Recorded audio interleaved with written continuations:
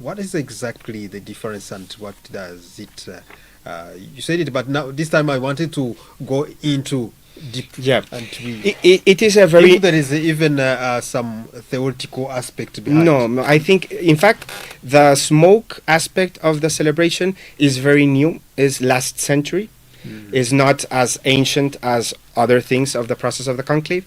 And it was a way in which we announced to the people of Rome that the Pope had been elected so that they could rush to the piazza for the moment in which the official announcement of the new Pope took place.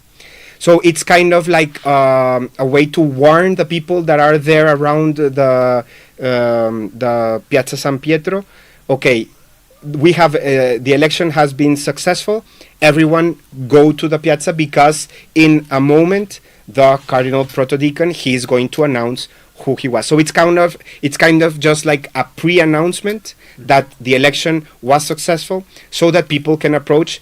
And I think that will work for all of us. I have been talking with friends this past days, and I'm telling them, well, I am going to be those days attend like to the cell phone. If I see there's white smoke, that's my message. That's the alarm, so that I have to approach a TV or a computer to follow the stream and to prepare myself to know who is going to be the new Pope. But it is quite a new. It's from the last century. It is very beautiful because at the end there's this poetic part of saying we are in the 21st century, we are in the year 2025, and all of the world, or most of the world, is going to be there looking for smoke signals to see what's going on with the future of the church and also with the future of the world. So I think it's also a very beautiful and poetic way of communicating to the world, and that is like the pre-announcement. And then after that, there is the official announcement from the terrace in the Basilica of St. Peter's, where the Cardinal Protodeacon, the first of the order of deacons of the cardinals, he is the one that is going to announce to the world who has been elected Pope. Mm-hmm, mm-hmm. Yeah, when you visit the city of Rome, Sistine Chapel is the only Catholic building, or even Roman.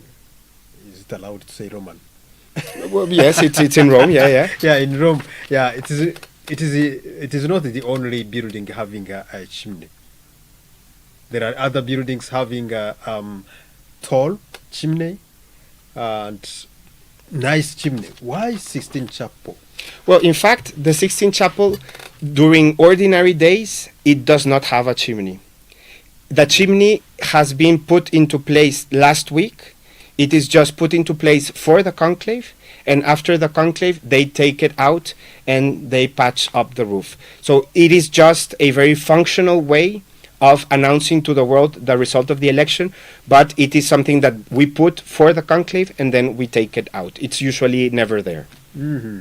So this should be clear that what we experienced, what we saw this week was they were setting up the chimney. Yeah, because on the bottom inside the chapel they set up also the furnace with in which they are going to burn the things, and then they put all of the chimney and up to the top. And that's something that's very curious, because whenever we see tourists that go to the Piazza St. Peter's there and they're looking for the chimney where the smoke comes out, there is no chimney because it's usually not there, and we just use it for the conclave.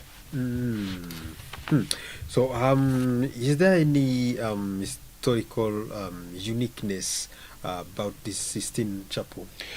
Well, the Sistine Chapel was built almost 500 years ago, more than 500 years ago, and since the beginning it was used for the celebration of the conclave. Actually, the big fresco that's there about the Last Judgment is also kind of a way for the cardinals to understand the graveness and the importance of the decision that they are going to make there.